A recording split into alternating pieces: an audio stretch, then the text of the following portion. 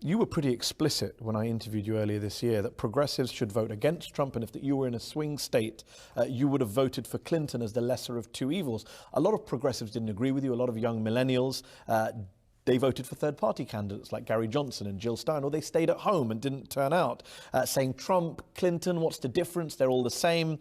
What's your message to those voters today who refuse to vote for Trump or refuse to vote to stop Trump? What's your message to them now that he's won and he's in the White House? Same as before. I think they're making a bad mistake.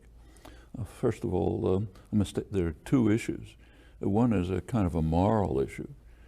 Do you vote against the greater evil if you don't happen to like the other candidate?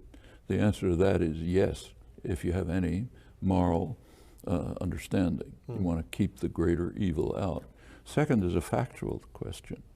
How do Trump and Clinton compare? And I think they're very different. I didn't like Clinton at all, but her positions are much better than Trump's on every issue I can think of. And I interviewed Slavoj Žižek, the leftist philosopher, Slovenian critic who you've criticized in the past. On this show recently, he said, in a kind of Maoist revolutionary terms, he said, Trump would shake up the system and could end up being a positive force in terms of undermining the status quo. Does he have a point? A terrible point. That was the same point that people like him said about Hitler in the early 30s. Because it backfires in the end. He'll shake up the system in bad ways.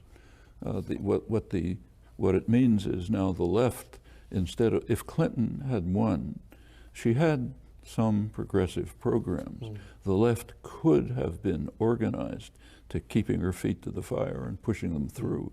What it'll be doing now is trying to protect rights and gains that have been achieved from being destroyed. That's completely regressive.